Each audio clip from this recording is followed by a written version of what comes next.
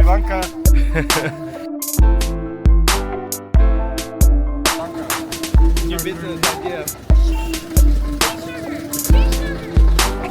මම චෙන්නයි වල දැන් And the house, you've done a beautiful job. I mean, Sri Lanka, you're very lucky to have this man.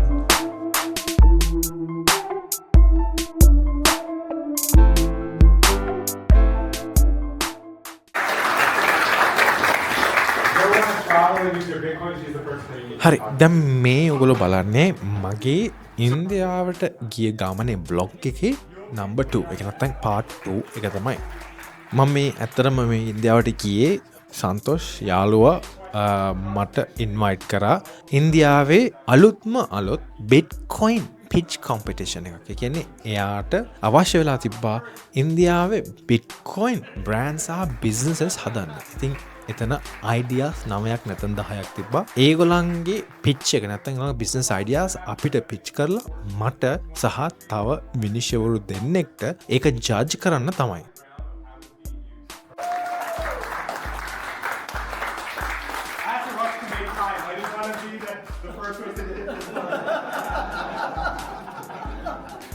ඒ විතරක් නෙමේ එයාම 0.1ක Bitcoin වලින්ම තෑග්ගක් දෙනවා අපි තෝරන අයට. So much time and energy. No, please. ඉතින් ඕගලන්ට මේ part 2 එකකින් පේන්නේ මේ pitch competition එක කොහොමද වුණේ කියලා තමයි.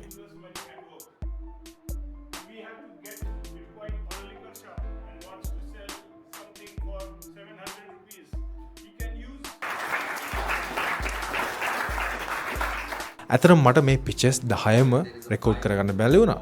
ඉතින් මම එකතු කරගත්ත ඔක්කොම වීඩියෝස් වලින් ටික ටික තමයි මම ඔයගලන්ට පෙන්වන්න ලෑස්ති වෙන්නේ. ඔයගොල්ලෝ දන්නවා ඇති අපි මෙච්චර කල් Bitcoin ගැන මෙච්චර වීඩියෝස් ගෙනාවේ මේ Bitnomi කියන කම්පැනි එකේ අනුග්‍රහයෙන්. Bitnomi කියන කම්පැනි එක අනුන්ගේ කම්පැනි එකක් නෙමෙයි. ඒක අපේම කම්පැනි එකක්.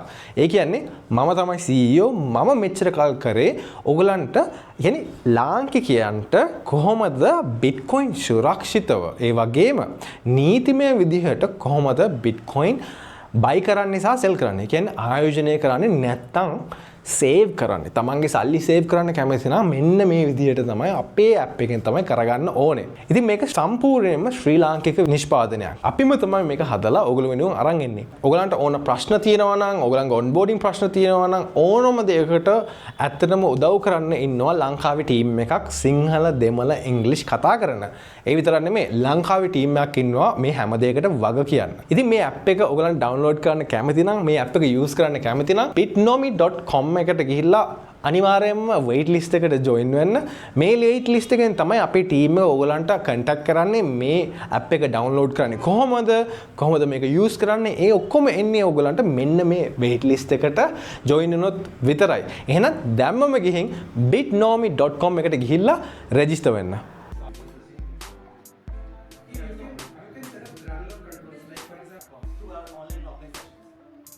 So, hi guys, myself Digan. At Digital Credit, we are building analytical dashboards for analyzing Bitcoin-backed income products, where you can analyze all different sorts of Bitcoin-backed income products like preferred stocks, convertible bonds, and whatnot.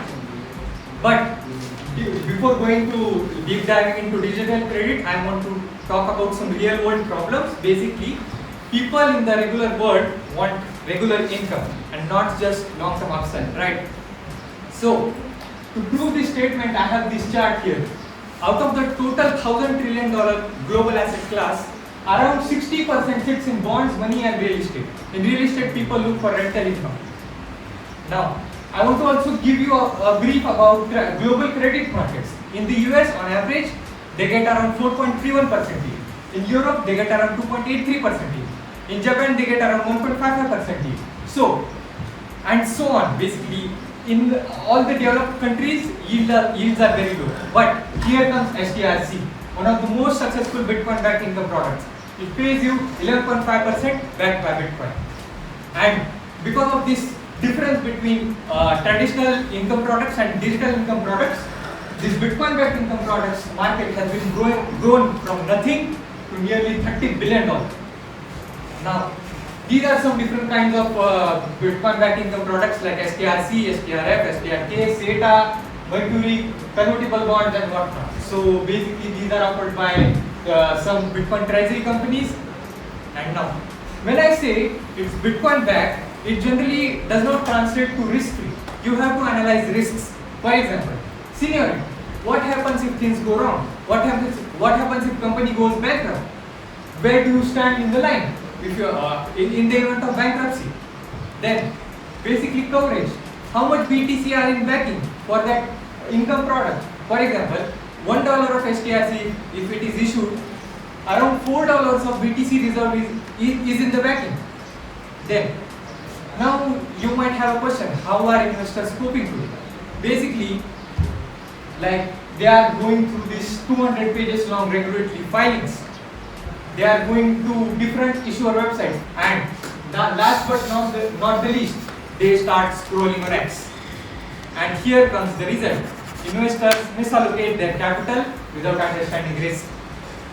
So this is how digital credit website will look like. You can compare all the different kinds of digital credit products. We also help you understand, like give some visual graphics to you to get some better clarity. And what would be our version 1 focus? So version 1 focus will be like keep it preferred stocks only. Then provide you Bitcoin downside simulations, like what happens if Bitcoin's price goes to $20,000? Are you covered or are you not? So I have figured out some business models, like for example partnership with Bitcoin backed credit issuers. Then the team, basically myself Digan Bhujbal, I will be leading business and marketing. My background, I have done my CFA L1 and I ranked globally 6th at Planway Networks Business School. Then comes Shivam Gupta. Previously he worked at Tether, and he also does some consulting at Cisco and some other tech companies. He will be handling tech. What's the roadmap for next 30 days? Basically, launch version 1 of preferred comparison only, validate it with 10 to 20 serious allocators, and start posting content on it. We have already started that. Basically we are pre-revenue, so like we are not looking to raise money now, but yeah, in the future. So as of now, intros to Bitcoin treasury company CEOs, feedback from credit investors, and legal clarity to stay compliant. Thank you. Thank you. So I want to start off by saying this is a bittersweet moment for me because this is all coming to an end, but it's also sort of a new beginning for a lot of other people and a lot of us, right? So first of all, thank you Santosh for doing whatever you did, and everybody else who's been part of the cohort, so thank you. So I started off building Epoch Shield in December about 4 months ago.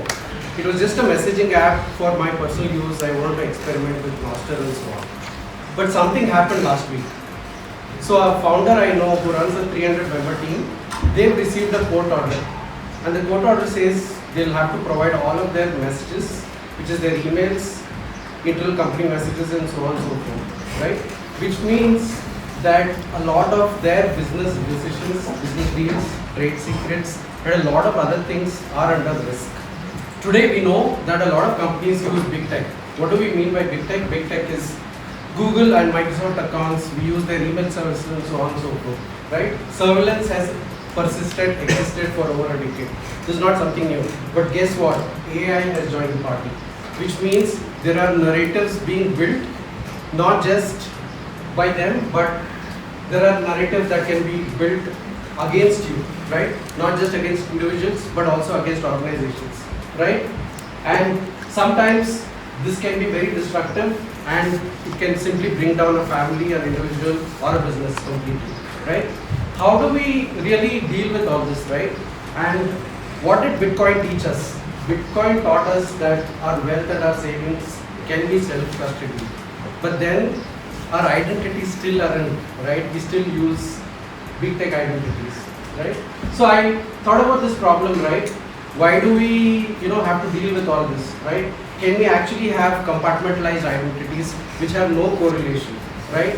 Today, Sajid is here from Sri Lanka, but hey, somebody somewhere can figure that he's also meeting Harish because they have already built the social graphs, they've already built narratives, they have a lot of data to prove that these two people are going to be together, right? So I thought, how can we solve this, right? So what does Bitcoin offer us today, right? So we have a 12-word seed phrase which unlocks a wallet. Use a different 12-word seed phrase, it unlocks a different wallet with a different set of balances. Is there a correlation between both of them? Not really, right?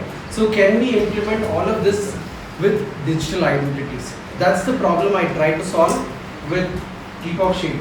So a simple example and UI looks something like this. So you enter a passphrase, you unlock a work space which looks like this, and it only filters out your work-related conversations. You do a similar thing with a different passphrase and unlocks your family conversation. None of them are related or correlated because there's absolutely nothing to tie them together, right? This can also be extended to file storage, where you store all of your personal information separately from your work or other information. You can extend this to organizations where an engineering team building out a roadmap can keep all of that separate from other teams who are interacting externally, like your finance and so on and so forth, right? So all of this, so I put this to test, right? So I started gathering some amount of data. Again, all of this is just interactions, messages exchanged, identities unlocked and so on. So since February, I've seen about 250,000 different interactions that people, so I onboarded about a few tens of users on the platform, and they have again reached out and onboarded several other users, and all of that has accumulated to about this number, right? And all of this is available on this site. Why is this very different, right? Why is this different? So apps like WhatsApp require your phone number, your user control, they control a lot of your access. You don't really have a way to manage, you could get blocked and so on and so forth. So you have Proton, but there are again some limitations because they can also respond to court orders and give up data, right? Epoch Shield is fundamentally built different, where you just control your own keys and passphrases, and this works, right? How do I monetize? I offer basic features for free, and then Pro tier offers for a certain amount additional features, and it can be extended to organizations and so forth. Enterprises, I plan to offer custom pricing based on their needs, right?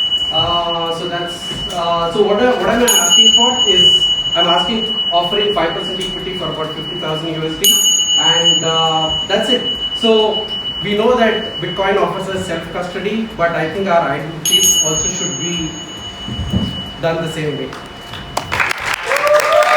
So let me start with a simple question. Why are we here? We're working on different projects, different products, different pieces of Bitcoin, of the Bitcoin ecosystem. But underneath all of that, there is one shared desire. The desire to see Bitcoin in the hands of billions of people. And as beautiful as this desire is, are we happy with the current state of adoption? No. I am not. And to understand why, let's take a look at something interesting that happened a couple years ago. So there were two paradigm shifts that happened, one that happened 19 years ago and one that happened 17 years ago. One revolutionized the traditional tech, and one revolutionized traditional money. One got adopted by 2.56 billion people, and one by 40 million. I'm assuming you already know what I'm talking about, but it's Apple and Bitcoin. Now what completely blows my mind is how was one able to get 6,000% more people to adopt them than something else? Obviously there are many more reasons, but there is something particular that stands out to me, and that is that one focused on the UX and the other focused on tech. One focused on getting it in as many hands as possible, and one on perfecting the code. One focused on the design and the other on the protocol. And if you think this is a little exaggerated, then let's look at what actually happened in 2007.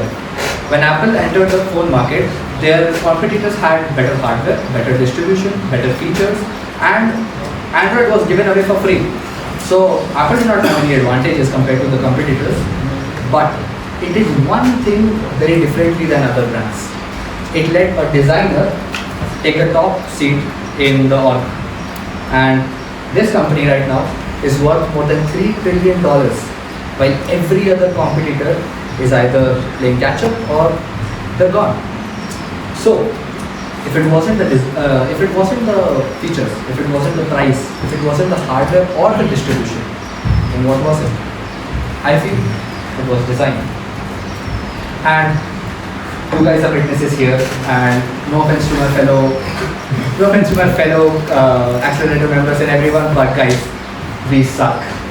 And that is because we keep designing again and again for this orange loving laser-eyed Bitcoin maxis. And that is the problem. Very few people are actually trying to make Bitcoin more understandable, more clearer, more usable for the normal public. And that is exactly the problem that we are trying to solve. So hi guys, we are Model.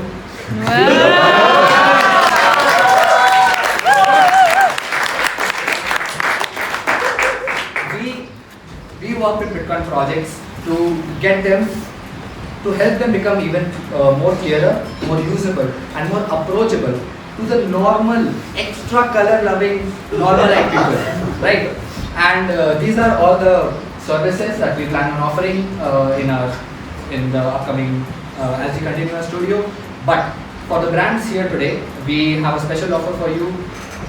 For 1 million sats, we'll do a basic website and messaging revamp, which will give you a more presentable look to the ecosystem. But if you want a more elaborate, but for 4 million sats and 2 months of investment, we'll give you so much more that will give you a new soul and a whole new energy to present to the ecosystem and to wear. So, but before these guys or you guys take us on, who are we? Here's who's behind Holland's team. I am Faker. I have 6+ years of design and copywriting experience. I have been building the Bitcoin ecosystem. Sorry, I should correct myself. I have been building the Bitcoin ecosystem in India since early 2023 as part of Bitshala and as part of the core team organizing Boss Summit and BitPlayers. I've also been the community manager of BitSpace, which has done immensely well in the past 2 years. So kudos to BitSpace. My co-founder is V. V has 4 years of UI UX and product design experience. She has been working on as a design contributor to Cashew, OpenCleb and Zeus. She was also one of the only 4 residents of the Bob Space cohort in 2025 in Thailand. It's like good stuff. And because I'm already ran out of time, so I will say this that teams, if you want your Bitcoin, if you want your products to be actually usable by normal people, reach out to us. Let's make Bitcoin usable for the next billion people. If you want to disable everything, if you want a proper, no internet touching the Bitcoin storage device. So The 235 million Wazir. Who does exactly why this is different? the judges are going to tabulate, discuss, so I don't want to keep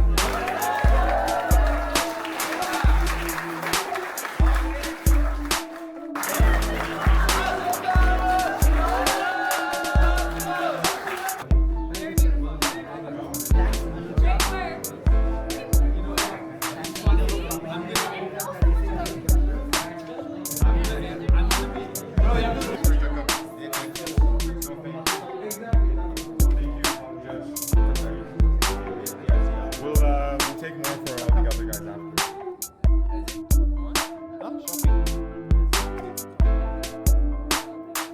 Oh yes, of course. This is support. I want to figure it out. Like try and do some transactions.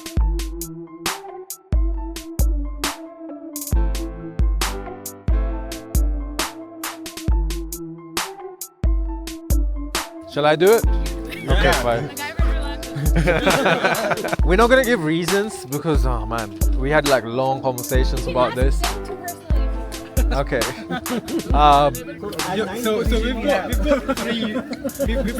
Get together. We have 3 winners, but 2 are number 2. Paid up. Yeah. Okay, so in second place, we have Brick. Congratulations. And Bitasha. Hey, drum roll! First place of the Student of Bitcoin Accelerator program, cohort 1 in Dharamshala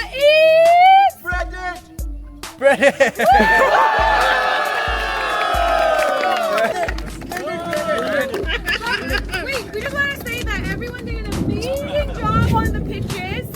So thank you. And the reason we took so long is because it was actually very, very hard.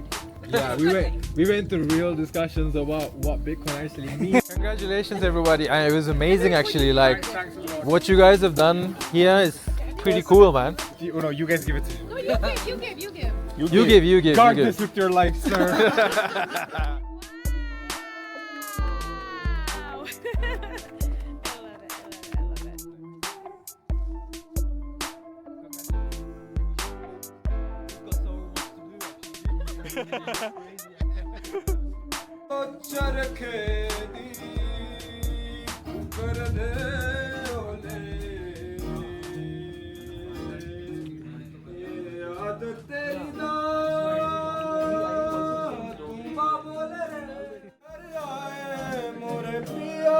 Tomorrow's gonna be the 6th. I think it's on the 8th. It's on the 8th. Okay. So our plan was to just chill by the beach. Okay. Stay in Colombo for a day and then go. Yeah, we'll all go see our Yeah. Colombo for a bit, eat some good food. Exactly. Yeah, chill with your wife. Yeah, exactly. Yeah. We'll do that. Tomorrow is Monday. You guys not busy? මේගොලුත් එනවා ලංකාවට. Santosh, you excited for Sri Lanka? I can't wait. Yeah? First time, yeah? Yeah. Jeez. Just come to Sri Lanka. It's gonna be very different to this. We're gonna strengthen those bonds once again. Yeah. එහෙනම් අපි ගියා. පැය 18ක් තියෙනවා දැන් යන්න. I swear I've never seen this machine in my life. They have different forms of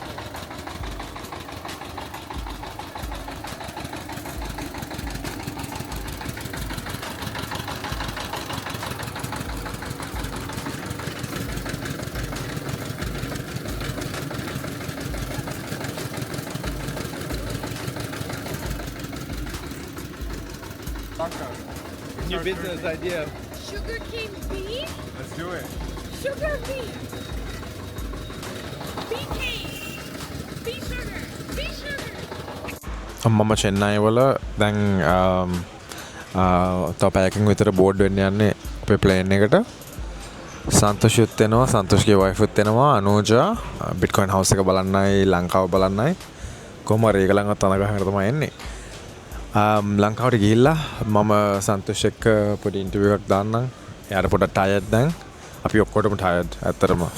මොකද අපි පැය 18ක් හිමාලයට ගිහිල්ලා ඊට පස්සේ පැය 24ක් අතර ඉඳලා ආයි පැය 18ක් ලංකාවට එනවා. මහන්සි ගමනක්. ඕකේ අප්ඩේට් එකක් දෙන්න ලංකාවට ගියාට පස්සේ. ඔන්න ඉතින් අපි ආවා ධර්මශාලාවෙන් ඉඳන් කොළඹට නිකන් නෙමෙයි ආවේ, සන්තෝෂ් එක්කම තමයි ආවේ. සන්තෝෂ් කිව්වා බිට්කොයින් හවුස් එක බලන්න සහ ලංකාව ගැන මම ගොඩක් කතා කරන හින්දා ලංකාව බලන්න කැමති කියලා. ඉතින් එයාවත් එක්කගෙන තමයි මං ආවේ. අපි අපේ ඔෆිස් එකේ ඉන්නේ, අපේ බිට්කොයින් ලොබි එකේ ඉන්නේ. So I'm going to try and interview him and see what he thinks about Sri Lanka, the Bitcoin movement, as well as what we did in India. So first of all, welcome to Sri Lanka. Okay. Give us a summary about what happened in Dharmashala and what your accelerator program was about, right? Hello, everyone. Thank you for having me, Sri Lanka. You've got a beautiful house here, so you're very privileged to have it. In Dharamshala, what we did was a pitch day for an accelerator program. The accelerator program was 12 weeks where we took a raw idea of young entrepreneurs, developers, designers, and help them get clarity. So at the end of 12 weeks, they know if it's worth putting in their time and resources or do they move on to another idea. So it was a 12-week marathon of understanding if an idea is worth it to dedicate your time or not. It's really simple.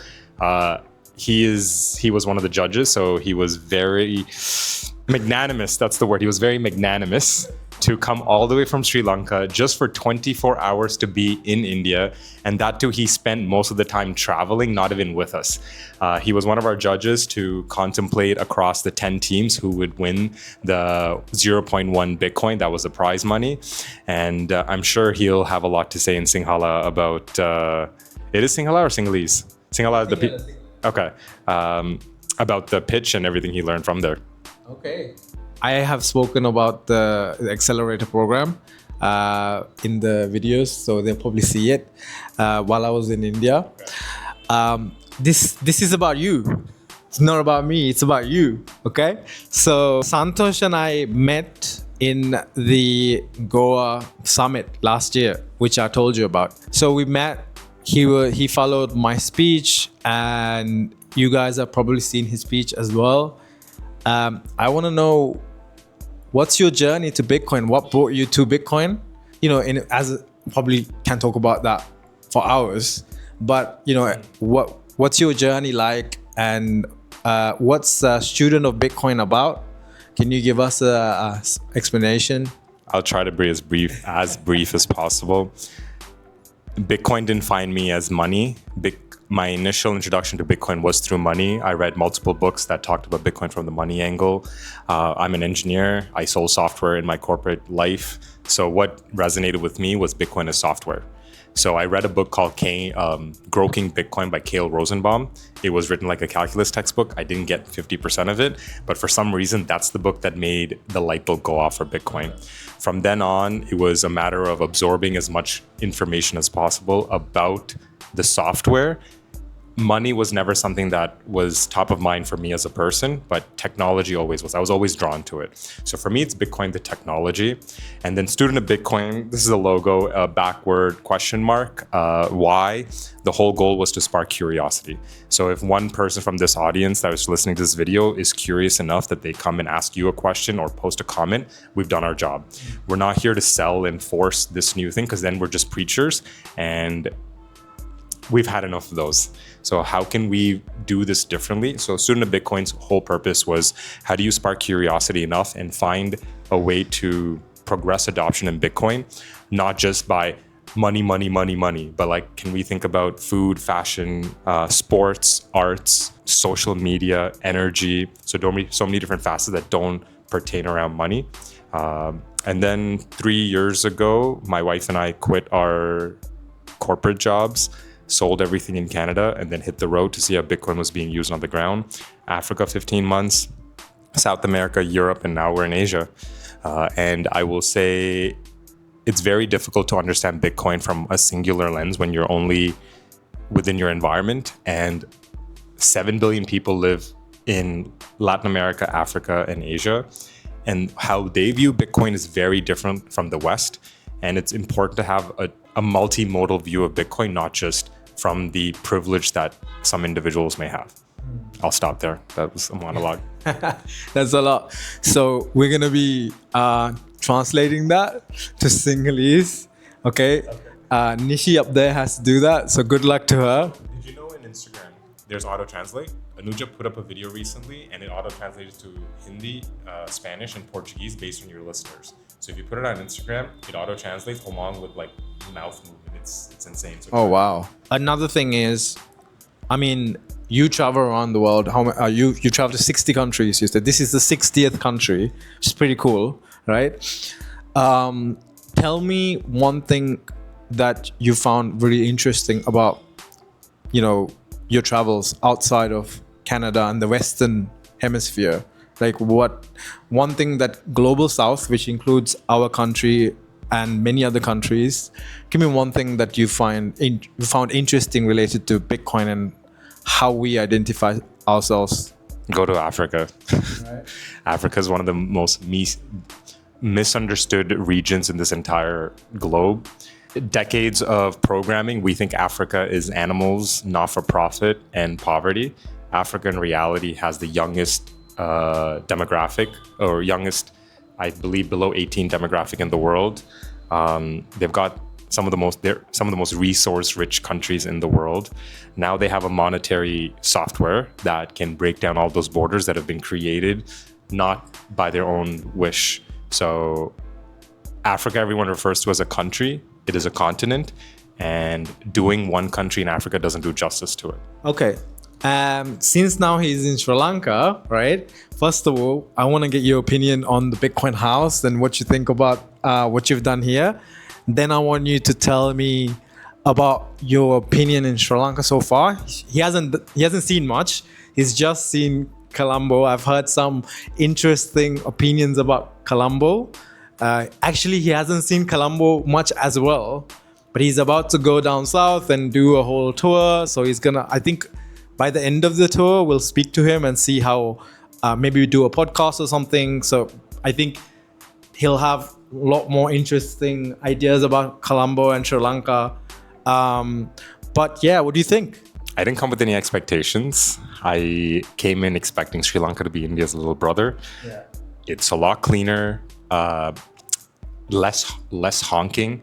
That's huge. I mean, I'm in Bangalore right now, and the amount of traffic and the honking is just, I can't do it. So those two have been a breath of fresh air, and I haven't even gone to the beaches yet. So once I come to the beaches, you might have someone who wants to move to Sri Lanka. So let's see. Right. Maybe we need an accelerator program for Sri Lanka. Maybe that's next. That's right. You guys have tech talent, so let's put them to use, right? Absolutely. And the house, you've done a beautiful job. I mean, from the displays of such important, I wouldn't call it memorabilia, but artifacts from Bitcoin, making it simple, the art pieces, the multiple floors, the rooftop.